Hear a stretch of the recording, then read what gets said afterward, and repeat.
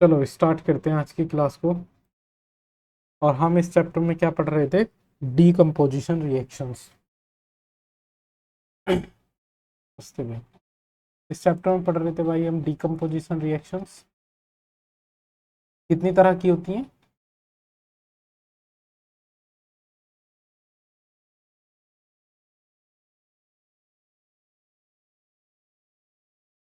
हमने पढ़ी है कि डीकम्पोजिशन रिएक्शन भाई 3 तरह की होती है ना। कौन कौन सी? सबसे पहला थर्मल डीकम्पोजिशन, जो कि हमने पढ़ लिया था। थर्मल क्या होता है? थर्मल में जिस रिएक्शन को कराने के लिए हीट की जरूरत होती है ना। दूसरा इलेक्ट्रोलाइटिक।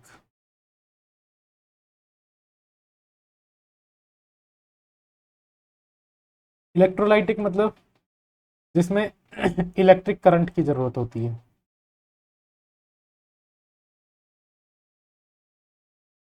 जिस रिएक्शन को कराने के लिए इलेक्ट्रिक करंट की जरूरत होती है उसको इलेक्ट्रोलाइटिक बोलते हैं। और तीसरा फोटो डिकम्पोजिशन।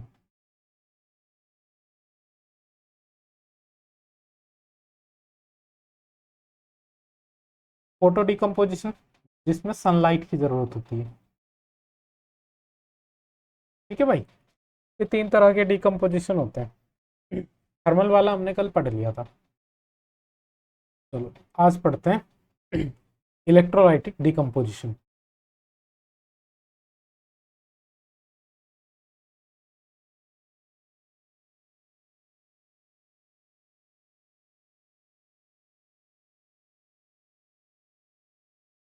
देखो इलेक्ट्रोलाइटिक डिकम्पोजिशन क्या होता है?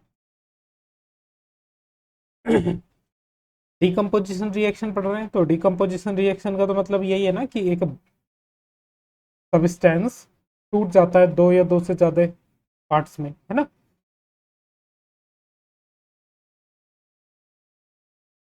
अब अगर उस सब्सटेंस को तोड़ने के लिए हमें इलेक्ट्रिसिटी की जरूरत पड़ रही है तो उन रिएक्शंस को बोलते हैं इलेक्ट्रोलाइटिक डिकम्पोजिशन। जैसे वाटर होता है ना, H2O।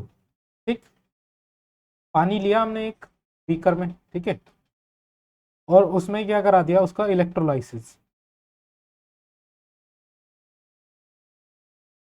इलेक्ट्रोलाइसिस का मतलब उसके अंदर से इलेक्ट्रिसिटी पास करा दी। ठीक है, तो पानी किस किस चीज से मिलके बना था? एक तो हाइड्रोजन से और एक ऑक्सीजन से। ठीक है, तो ये जो पानी है ये दो चीजों में टूट जाएगा, हाइड्रोजन एंड ऑक्सीजन। ऐसे किस तरीके से करते हैं देखो। एक कंटेनर लेते हैं सबसे पहले, है ना। ये कंटेनर ले लिया, ठीक। एक बैटरी ले ली, ये है बैटरी, है ना। ये पॉजिटिव टर्मिनल, ये निगेटिव टर्मिनल। ठीक, क्या करा कि बैटरी से ये दो टर्मिनल जोड़ दिए, है ना। एक ये वाला टर्मिनल जोड़ दिया, एक ये वाला टर्मिनल जोड़ दिया, ठीक। और इन पे ये वायर जोड़ दिए, ठीक है। ये वायर हमने कुछ इस तरीके के लगा दिए और इनके ऊपर रख दी हमने टेस्ट ट्यूब। एक टेस्ट ट्यूब इस पे रख दी, एक टेस्ट ट्यूब इस पे रख दी, ठीक। सर्किट को कर दिया ऑन। अच्छा, ये पॉजिटिव टर्मिनल है, ये निगेटिव टर्मिनल है, ठीक है। तो क्या होगा, इस पानी में से बबल्स उठना स्टार्ट होंगे। जब हम इलेक्ट्रिसिटी पास कराएंगे तो इस पानी में से बबल्स उठना स्टार्ट हो जाएंगे, ठीक है। बबल्स कैसे उठेंगे? जो बबल्स इधर पॉजिटिव टर्मिनल पे आएंगे, है ना, वो तो होंगे हाइड्रोजन गैस के, सॉरी ऑक्सीजन गैस के, ठीक। और जो निगेटिव टर्मिनल पे आएंगे वो बबल्स होंगे हाइड्रोजन गैस के, ठीक। इतनी बात समझ में आई? तो देखो हम कैसे टेस्ट करेंगे कि भाई ऑक्सीजन और हाइड्रोजन गैस है ये। इन दोनों टेस्ट ट्यूब को ऊपर की तरफ उतारेंगे, ठीक है। तो इनमें हमें ये बबल्स दिखेंगे तो नहीं, क्योंकि फिर गैस है, ठीक है।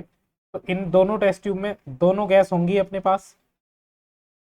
एक टेस्ट ट्यूब ये रही, एक टेस्ट ट्यूब ये रही, है ना। मान लो इस टेस्ट ट्यूब में ऑक्सीजन गैस है, इस टेस्ट ट्यूब में हाइड्रोजन गैस है। हम किस तरह से टेस्ट करेंगे कि भाई ये ऑक्सीजन है ये हाइड्रोजन है।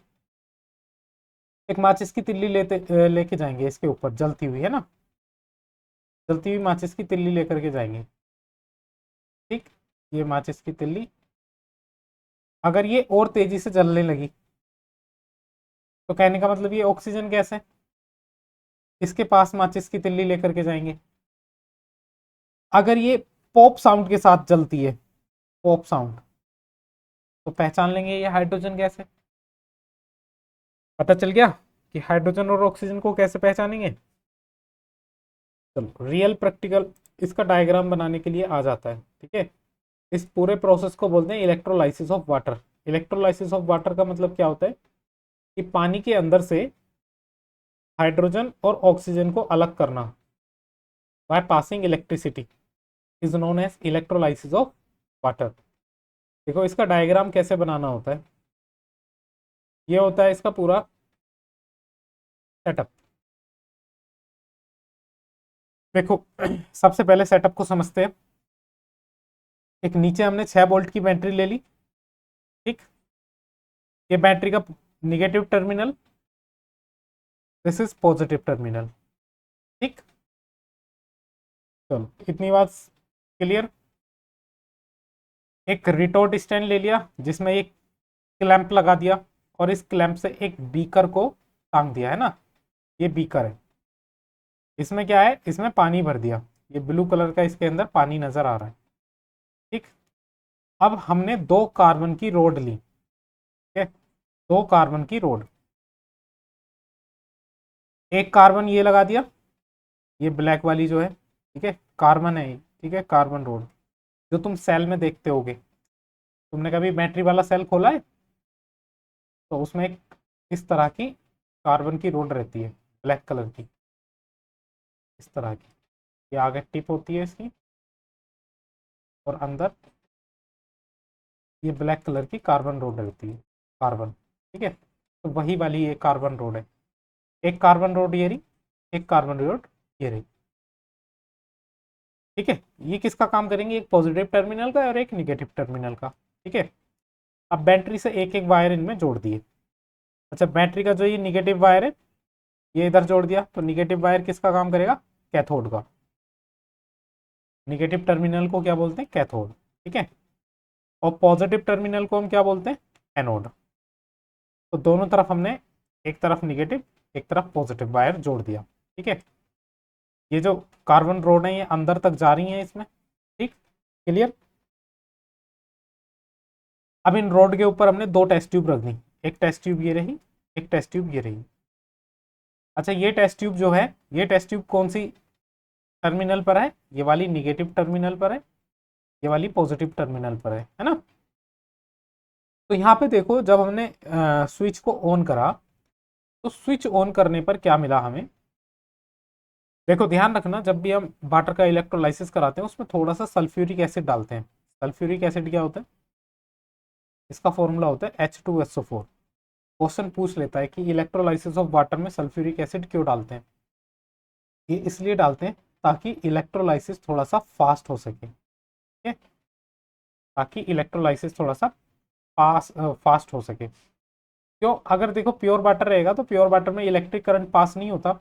H2SO4 डालने की वजह से उसके अंदर कुछ फ्री इलेक्ट्रॉन्स आ जाते हैं, या फिर फ्री आयंस बोल दो, फ्री आयंस आ जाते हैं, जिसकी वजह से इलेक्ट्रिक करंट पास होने लगता है पानी के अंदर, है ना। तो इसलिए डालते हैं H2SO4 को। ठीक, चलो अब हमने इतना कर दिया कि टेस्ट ट्यूब रख दी है ऊपर। क्लियर। जैसे ही हमने बैटरी का स्विच खोला तो इन टेस्ट ट्यूब्स पर बबल्स आने स्टार्ट हुए। देखो ये बबल्स दिख रहे हैं, कुछ बबल्स इसमें दिख रहे हैं। तो ये क्या कर रहे हैं, ये यहाँ पे गैस फॉर्मेशन हो रही है। जो बबल्स निगेटिव चार्ज मतलब कैथोड पर आएंगे वो होंगे हाइड्रोजन के। जो बबल्स एनोड मतलब पॉजिटिव चार्ज पर आएंगे वो होंगे किसके, ऑक्सीजन के। क्वेश्चन पूछ लेता है कि बताओ इलेक्ट्रोलाइसिस ऑफ वाटर में कैथोड पर कौन सी गैस का फॉर्मेशन होता है और एनोड पर कौन सी गैस का फॉर्मेशन होता है। तो बताओ जरा,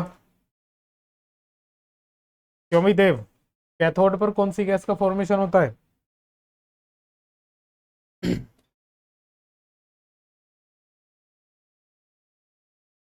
क्या पढ़ रहा है भाई, ध्यान यही था है। चलो अब मैं तुम्हें बता देता हूँ इसको याद कैसे रखते हैं, अभी तुम फिर देखो भाई हैं कि याद कैसे रखेंगे। अच्छा, इन पे चार्ज पता है तुम्हें, ऑक्सीजन पे कैसा चार्ज होता है, हाइड्रोजन पे कैसा चार्ज होता है, हैं? क्यों भाई, देखो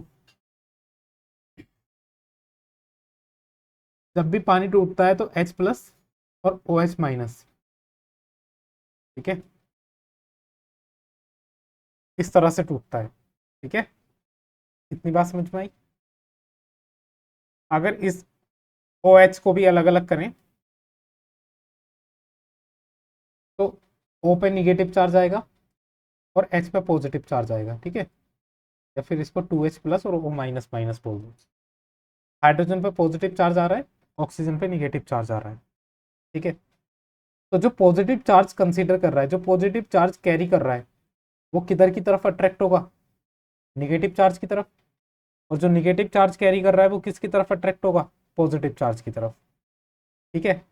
जब इस पे वाटर टूट रहा है तो H प्लस और OH माइनस में टूट रहा है, ये निगेटिव किधर जाएंगे, किधर अट्रैक्ट होंगे, पॉजिटिव की तरफ, क्योंकि सेम चार्ज रिपेल करता है और अपोजिट चार्ज क्या करता है, अट्रैक्ट करता है।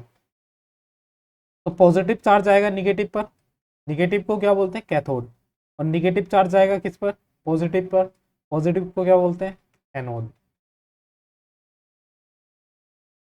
तो आप बताओ भी बासु, एनोड पर क्या मिलेगा हमको,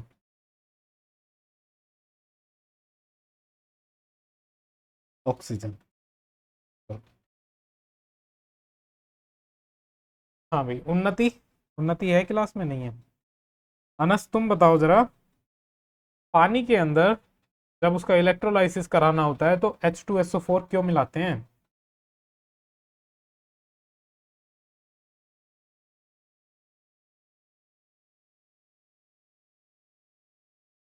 हाँ, क्यों, क्योंकि देखो जब प्योर वाटर रहता है, हाँ भाई, वर्णित तुम बताओ भाई जरा, क्यों मिलाते हैं H2SO4।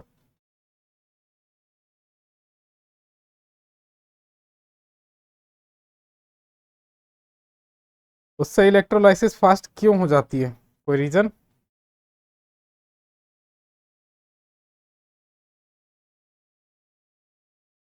हाँ देखो, जब भी प्योर वाटर होगा तो उसमें कंपैरेटिवली करंट बहुत कम फ्लो होता है, ठीक है।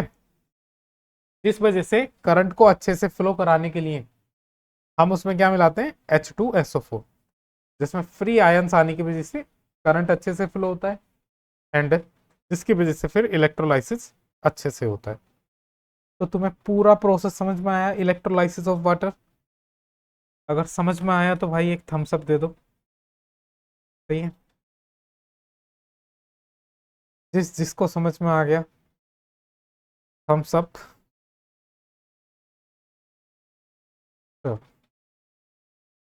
Very good. कौन सी रिएक्शन थी ये इलेक्ट्रोलाइसिस ऑफ वाटर, हम किसके अंडर पढ़ रहे थे,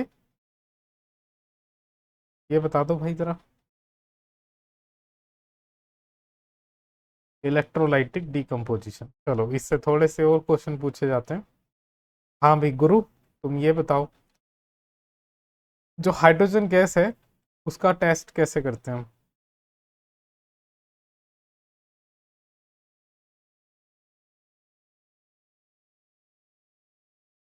हाँ, हाइड्रोजन गैस को जब हम जलाते हैं, मैच स्टिक लेके जाते हैं उसके पास, तो एक पॉप साउंड के साथ वो जलती है। चलो बहुत बढ़िया। हाँ वितारन, ऑक्सीजन का किस तरह से करते हैं भाई।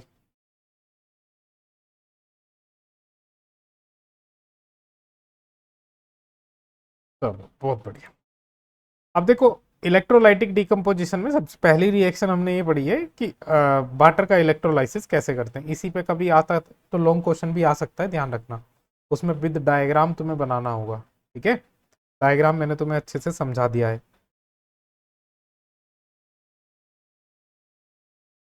नहीं लिखवाया? तुम्हारे सर ऐसे ही चल रहे हैं मजे मजे में, बस रिएक्शन लिखवा दी।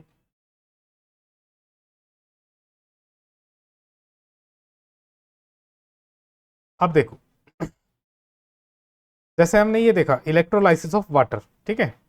वैसे हम और किस किस का इलेक्ट्रोलाइसिस कर सकते हैं, तो देख, नमक का पानी होता है नहीं, नमक का पानी, नमक क्या होती है, NaCl।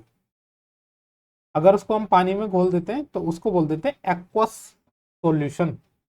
नीचे इसके बेस में लिख देते हैं AQ। AQ का मतलब एक्वस सॉल्यूशन। NaCl होता है नमक, खाने वाला जो नमक होता है, उसको पानी में घोल दिया हमने, है ना। पानी में घोलने पर क्या होगा, उसमें हमने इलेक्ट्रिसिटी पास करा दी। तो इलेक्ट्रिसिटी पास कराने पर जो रिएक्शन होती है, उस रिएक्शन को बोलते हैं इलेक्ट्रोलाइसिस कराना, प्रोसेस को। यहाँ पे मैंने लिख दिया कि इसका हम इलेक्ट्रोलाइसिस करा रहे हैं, ठीक है।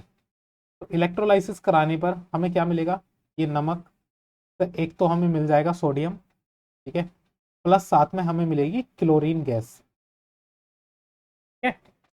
साथ में कौन सी गैस मिलेगी, क्लोरीन गैस। वैसे ही Al2O3, कोई नाम बताएगा इसका, Al2O3 को बोलते हैं ammonium oxide, sorry aluminium oxide, ठीक है।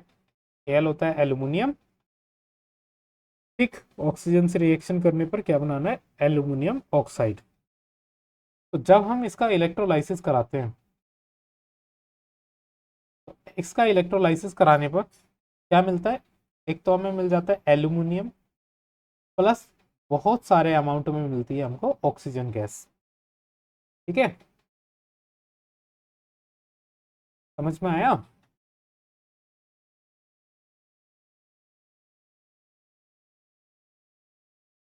एक्वस सॉल्यूशन में वाटर क्यों रिएक्ट होता, होता है, क्यों नहीं होता, लेकिन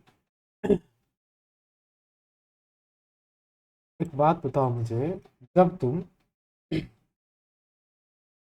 NaCl, देखो एक तो होता है एक्वस सॉल्यूशन, एक्वस सॉल्यूशन ले लो तो वाटर भी होगा, ठीक है। क्या बन जाएगा, NaCl। तो जब वाटर में मिला दोगे, ठीक है, एक तरीका तो ये है, तो उस कंडीशन में जो बनता है वो बनता है NaH, sodium hydroxide.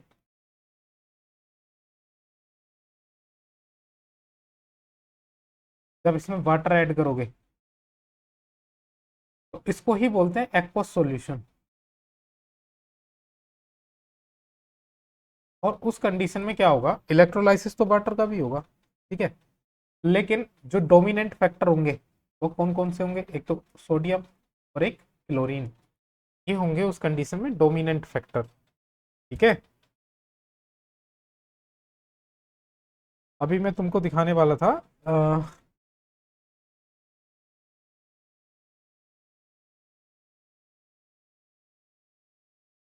Aluminium oxide.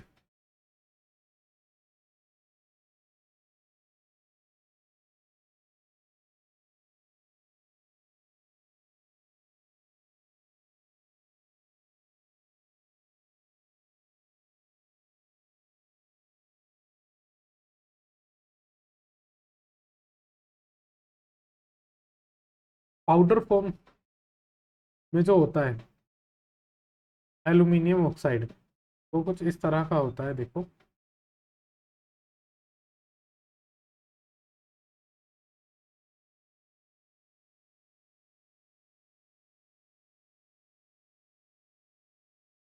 ये होता है एल्यूमिनियम ऑक्साइड, कुछ इस तरह का।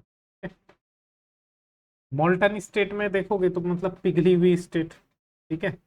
इसी को जब पिघाल देते हैं फिर उसमें इलेक्ट्रोलाइसिस कराते हैं, यहाँ से मिलता है हमको एल्यूमिनियम। और जब इसमें इलेक्ट्रिसिटी पास होती है तो उसके साथ में हमको मिलती है ऑक्सीजन गैस, ठीक है। चलो, अब बात कर लेते हैं भाई आगे, फोटो डीकम्पोजिशन। फोटो डीकम्पोजिशन क्या होता है?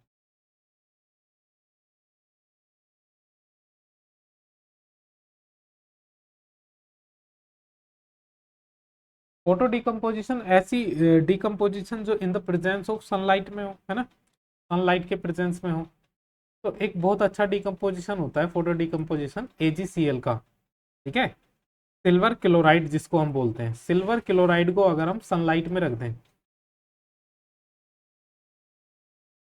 तो वहां से क्या होता है, सिल्वर अलग हो जाता है और क्लोरीन गैस उसमें से निकल जाती है, ठीक है।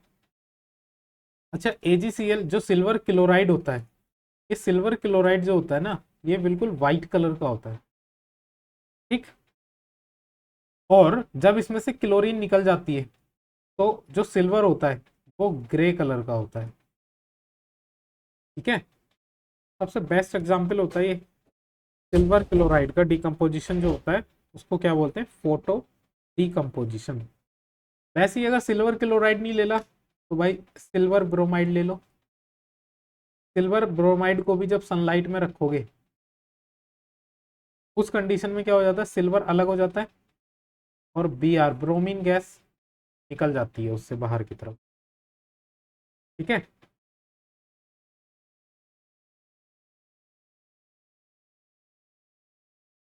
सिल्वर ब्रोमाइड यूज कहाँ होता है, कोई बताएगा मुझे?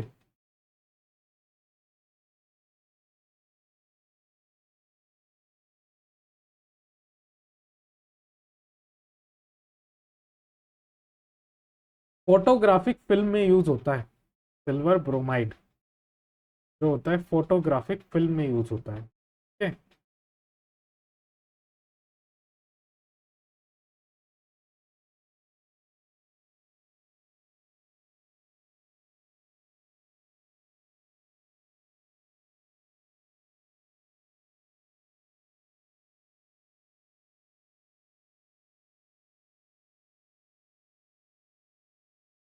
तो इस तरह की मूर्तियां बनाई जाती है ना, इनको बनाने के लिए इसका यूज होता है सिल्वर माइड, ठीक है। फॉर्मूला याद रखना, सिल्वर ब्रोमाइड का क्या होता है, KgBr।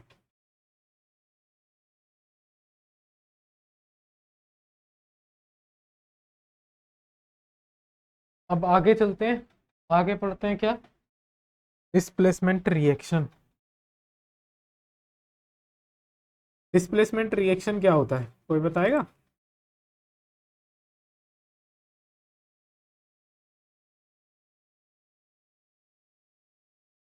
डिस्प्लेसमेंट रिएक्शन, देखो,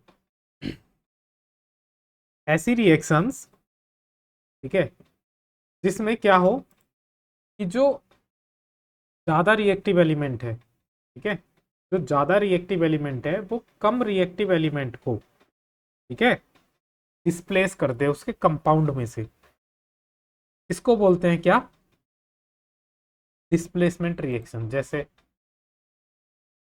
अभी अगर देखा जाए डिस्प्लेसमेंट रिएक्शन,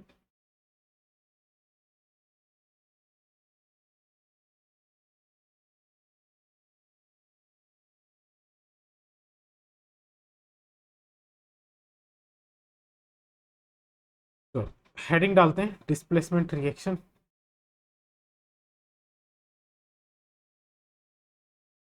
चैप्टर कुछ ज्यादा लंबा चलेगा मुझे लग रहा।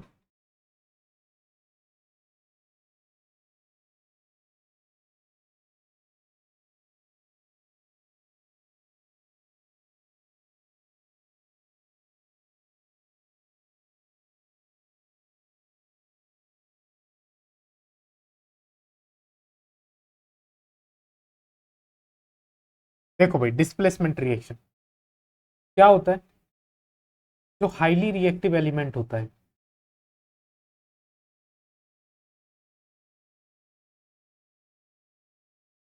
हाईली रिएक्टिव एलिमेंट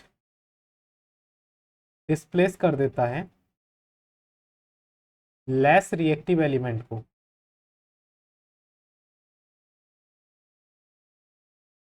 कहां से,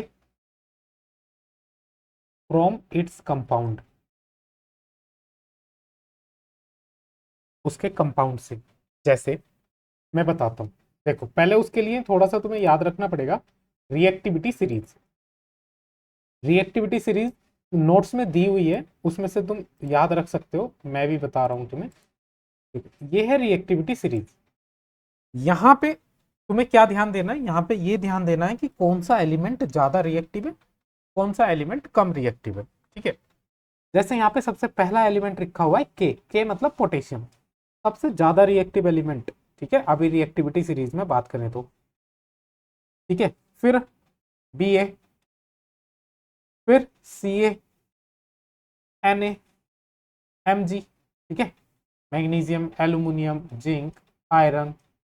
ठीक है, एस एन, पी बी। ये यहां तक ऊपर के तो याद ही रखने, और नीचे के देखो, ये हो गई अपर रिएक्टिविटी सीरीज। यहाँ पे आ गया हाइड्रोजन, ये हाइड्रोजन से ऊपर वाले हैं। अब हाइड्रोजन से नीचे वाले देखते हैं। Copper, H G, A G, P T, A U, F, chlorine, bromine, iodine. कहने का मतलब इस सीरीज में तुम्हें ये याद रखना है कि कौन जो ऊपर आता है, जो पहले आता है वो ज्यादा रिएक्टिव है, जो नीचे आता है वो कम रिएक्टिव है। ठीक है, इतनी बात क्लियर। अब देखो डिस्प्लेसमेंट रिएक्शन में क्या पढ़ रहे हैं हम इसमें ये पढ़ रहे हैं कि जो ज्यादा रिएक्टिव एलिमेंट होता है, हाईली रिएक्टिव एलिमेंट, वो लेस रिएक्टिव एलिमेंट को डिस्प्लेस कर देता है। कहाँ से डिस्प्लेस करता है? लेस रिएक्टिव एलिमेंट के कंपाउंड में से। जैसे मैंने एक एलिमेंट लिया Cu, कॉपर है ना, कॉपर एक एलिमेंट लिया। अब इस कॉपर से मैंने एक कंपाउंड बनाया। क्या कंपाउंड बनाया? CuSO4 बना दिया मैंने। ठीक है, ये कॉपर का कंपाउंड आ गया। ठीक, CuSO4। चलो बहुत बढ़िया। अब मैं कॉपर से थोड़ा सा ज्यादा रिएक्टिव एलिमेंट लूं। ठीक है, कॉपर ये रहा, कॉपर ये रहा। इससे ज्यादा रिएक्टिव एलिमेंट मैं इधर से ले सकता हूं, मैं जिंक ले लेता हूं, है ना। ये जिंक कॉपर से ज्यादा ही रिएक्टिव है, पहले आ रहा है। तो मैं क्या करूं कि ये जो मैंने कॉपर का कंपाउंड बनाया है CuSO4, इस कंपाउंड में मैं जिंक को डाल दूं। ठीक है, पहले मैंने कॉपर लिया, कॉपर का एक कंपाउंड बनाया CuSO4। अब मैंने उसमें जिंक को डाल दिया, उस कंपाउंड में किसको डाल दिया? जिंक को डाल दिया। ठीक है, इतना क्लियर। तो हम जानते हैं कि जिंक क्या है? कॉपर से ज्यादा रिएक्टिव है। तो ये जिंक क्या करेगा? ये जिंक कॉपर को रिप्लेस कर देगा। ये जिंक क्या करेगा? कॉपर को उसके प्लेस से हटा देगा कि भाई तू हट, तू कम रिएक्टिव है, तू हट जा। और इस कॉपर की जगह जाके खुद जुड़ जाएगा और क्या बना लेगा? ZnSO4। ठीक है, ये बना लेगा क्या? ZnSO4। और कॉपर को इसमें से बाहर निकाल देगा कि जाओ बाहर जाओ। इस रिएक्शन को लिखेंगे कैसे कि भाई हमने क्या लिया? Zn को किस में डाल दिया? CuSO4 में। ये कॉपर का कंपाउंड है CuSO4। अब हम जानते हैं जिंक ज्यादा रिएक्टिव है कॉपर से, तो जिंक क्या करेगा? कॉपर को डिस्प्लेस कर देगा और जिंक की जगह खुद जाके मिल जाएगा, सॉरी कॉपर की जगह खुद जा करके मिल जाएगा, ZnSO4 बना लेगा और कॉपर को अलग निकाल देगा Cu। यही होती है डिस्प्लेसमेंट रिएक्शन। समझ में आई डिस्प्लेसमेंट रिएक्शन? अच्छा, रियल लाइफ में कैसा दिखने को मिलता है? देखो, जो अभी मैंने एक कंपाउंड लिखा ना CuSO4, ठीक है, जो अभी मैंने एक कंपाउंड लिखा है CuSO4, इसका जो कलर होता है ना CuSO4 का, इसका कलर होता है स्काई ब्लू। बहुत प्यारा कलर होता है इसका जब तुम इसको देखते हो सामने से। ठीक है, ब्लू कलर का। ठीक, चलो जिंक का कलर कैसा होता है? तो बताएगा जिंक का कलर कैसा होता है? जैसे स्टील होते हैं ना, सेम स्टील की तरह कलर होता है जिंक का। ठीक है, और कोई बताएगा कॉपर का कलर कैसा होता है? कॉपर वायर तो देखे होंगे तुमने, थोड़ा गोल्डिश टाइप का होता है ना कॉपर का कलर। ठीक, तो कलर की सबको पहचान है। Very good. अब देखो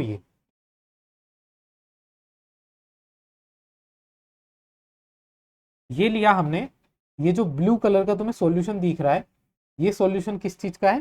this is CuSO4, copper sulphate. किस चीज का सॉल्यूशन है ये? कॉपर सल्फेट का। मैंने तुम्हें बताया था कॉपर सल्फेट का कलर कैसा होता है? Blue, sky blue. ठीक है, चलो हमने एक जिंक की प्लेट ली, ये है जिंक की प्लेट है ना, ये जिंक है। अब इसमें तुम देख रहे होगे इस प्लेट में कलर आधा अलग हो गया, आधा अलग हो गया। तो क्या करा है, इस प्लेट को पहले हमने, ये जो ऊपर वाला इतना पार्ट है, ये जो स्टील जैसा नजर आ रहा है, दिस इज जिंक।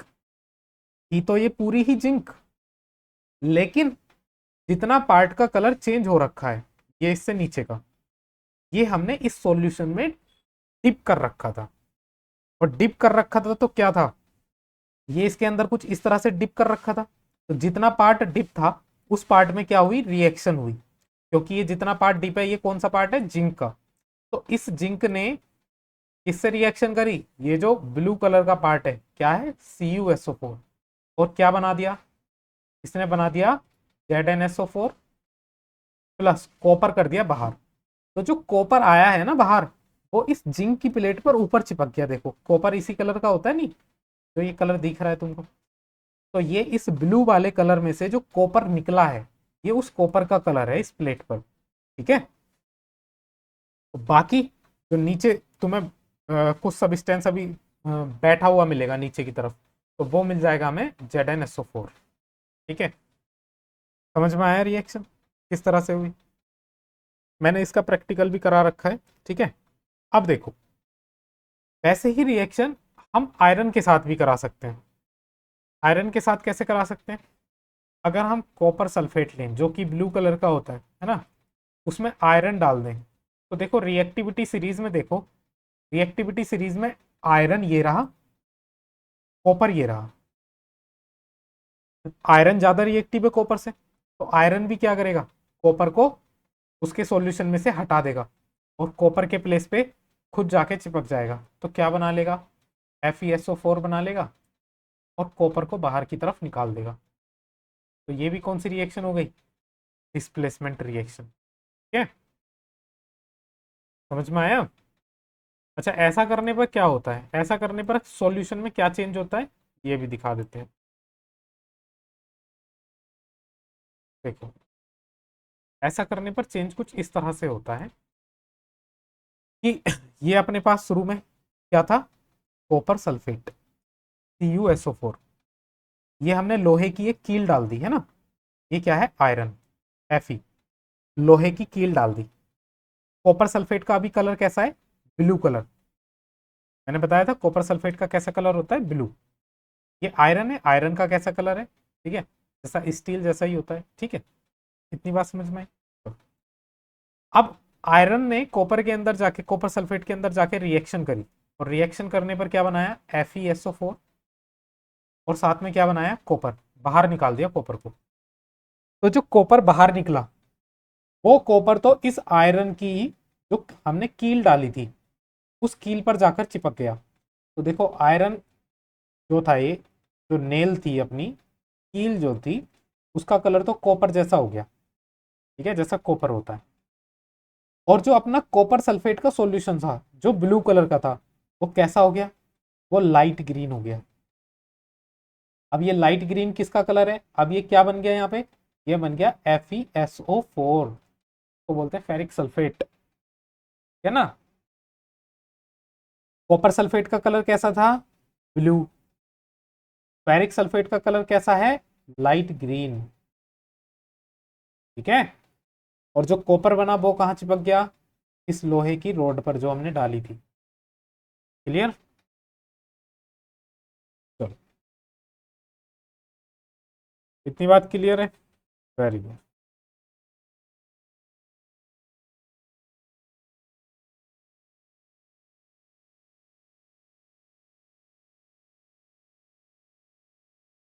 अच्छा अगर हम कॉपर सल्फेट में मैग्नीशियम डाल दें, अगर हम कॉपर सल्फेट में मैग्नीशियम डाल दें, CuSO4, इसमें हम मैग्नीशियम डाल दें, तो सबसे पहले तो हमें देखना पड़ेगा कि मैग्नीशियम रिएक्टिव है या कॉपर। तो देखो मैग्नीशियम आता है यहाँ पे, कॉपर है यहाँ पे, तो ज़्यादा रिएक्टिव है, तो मैग्नीशियम क्या करेगा, कॉपर को रिप्लेस कर देगा और कॉपर की जगह खुद जा करके जुड़ जाएगा, क्या बना देगा, MgSO4, और कॉपर को बाहर निकाल देगा। समझ में आ गया, चलो ठीक, चलो ठीक है। कुछ और लेते हैं, कॉपर का एक दूसरा सॉल्यूशन लेते हैं, कॉपर क्लोराइड CuCl2।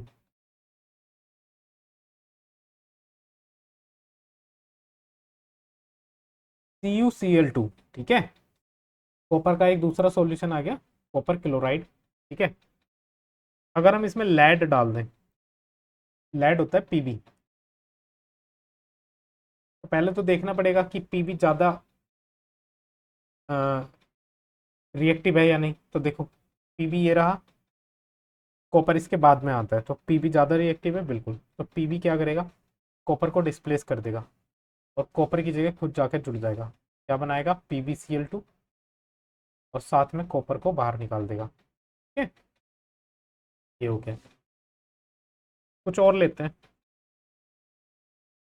AgNO3 है ना, सिल्वर नाइट्रेट लेते हैं। हाँ, हाइड्रोजन जो है बॉक्स में क्यों बंद कर रखी है, तो मैं बता देता हूँ हाइड्रोजन बॉक्स में क्यों बंद कर रखी है, क्योंकि हाइड्रोजन को हम एक मिड वैल्यू मानते हैं, ठीक है। जब मैं रिएक्टिविटी सीरीज पढ़ाऊंगा तुम्हें तो बताऊंगा कि हाइड्रोजन को हमने बॉक्स में क्यों बंद कर रखा है, ठीक। ये अपर रिएक्टिव सीरीज है हाइड्रोजन से ऊपर, और नीचे लोअर रिएक्टिव सीरीज है, ठीक, इसलिए कर रखा है। अब देखो एक कंपाउंड लेते हैं AgNO3, तो हम बोलते हैं सिल्वर नाइट्रेट, AgNO3, ठीक है। अगर हम AgNO3 की रिएक्शन कराते हैं कॉपर से, रिएक्शन कराते हैं कॉपर से, सबसे पहले देखते हैं कि कॉपर और Ag इसमें से कौन ज़्यादा रिएक्टिव है। तो बताओ, रिएक्टिविटी सीरीज खोल रखी है तुमने, तुमने कहाँ खोल रखी होगी, देखो ये है कॉपर, ठीक है, और क्या लिया था हमने, Ag, है ना, ये रहा Ag। तो अब बताओ इनमें से देख के कौन ज़्यादा रिएक्टिव है।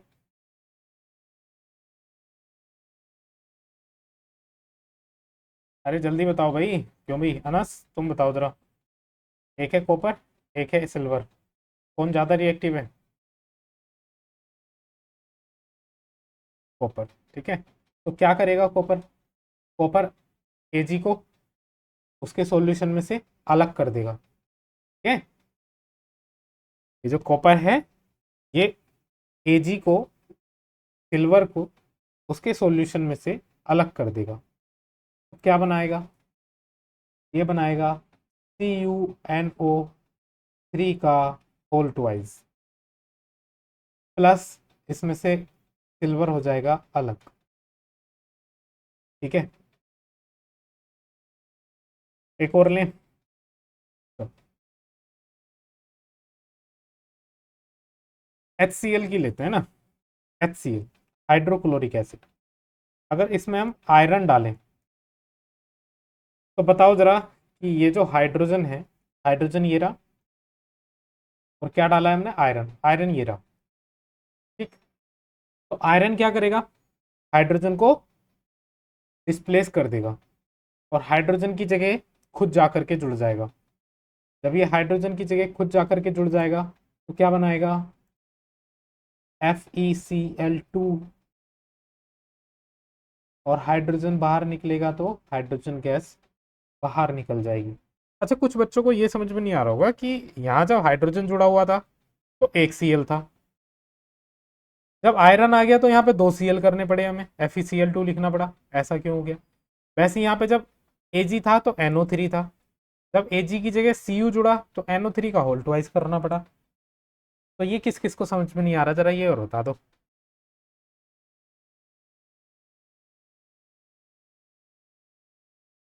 बाकी सबको आ गया समझ में।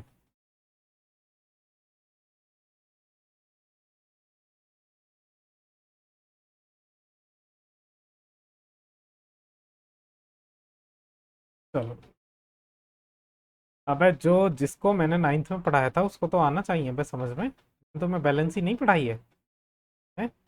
जो मुझसे अभी 10th में पढ़ रहे हैं वो तो चलो मानता हूँ कि हाँ नहीं आ रहा उनको समझ में है। जब हम फेरिक क्लोराइड Fe और Cl की, Cl से मिला के कुछ ना कुछ बनाएंगे कंपाउंड, तो हम जानते हैं Fe प्लस प्लस होता है और Cl माइनस होता है। तो क्या करेंगे, जितना भी चार्ज है इसको क्रॉस मल्टीप्लाई करेंगे। हमें 2 Cl चाहिए होंगे और एक Fe चाहिए होगा, तब जाके FeCl2 बनेगा। अब देखो, जो बच्चे अभी 10th में ही जुड़े हैं ना मुझसे, तो वो टेंशन ना लो, मैं जब बैलेंस ही पढ़ाऊंगा तब तुम्हें पता चलेगा कि हाँ ऐसा क्यों आया। ठीक है, समझ में आया। वैसे देखो, ये Cu प्लस प्लस होता है और NO3 माइनस होता है, सॉरी Cu प्लस प्लस और NO3 माइनस। तो देखो, 2 NO3 चाहिए होंगे एक कॉपर के लिए, ठीक है। तो इसीलिए ये बनेगा CuNO3 का होल ट्वाइस। डोंट वरी, जिसको समझ में नहीं आ रहा बैलेंसी में तुम्हें पढ़ा दूंगा, क्लास 9th का टॉपिक था ये, ठीक है। अब भी पढ़ा देंगे, अभी अपने इस पे कंसंट्रेट करते हैं, ठीक है। तो इतना क्लियर हुआ। तो, अच्छा, ये तो सबसे रिएक्शन तुमने पढ़ी होगी। अगर हम सोडियम ले, सोडियम ना, सोडियम को अगर पानी में डाल दें तो क्या होता है।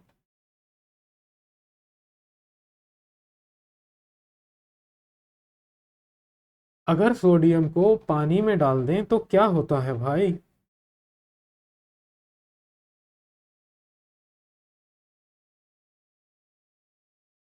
तो एक धमाका होता है, आग लगती है।